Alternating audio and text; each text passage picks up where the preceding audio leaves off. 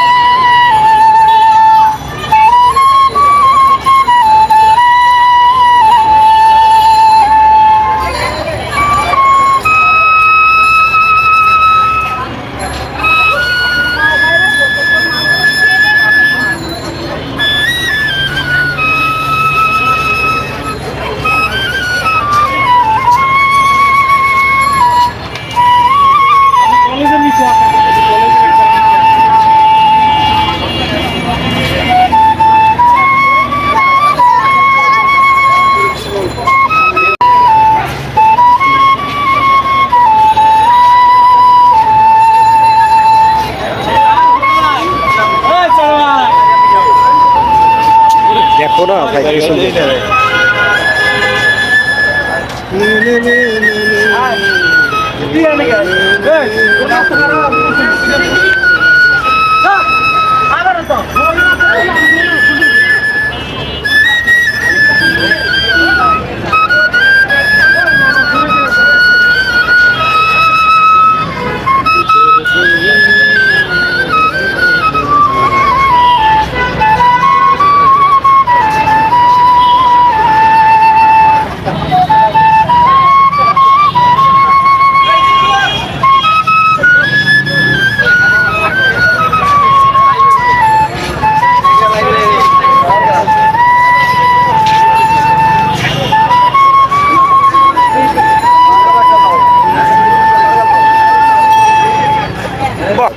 এত সুন্দর গানের সুর বাঁশিতে তোলো, তার মানে ভিতরে তো গান আছেই। অবশ্যই আছে।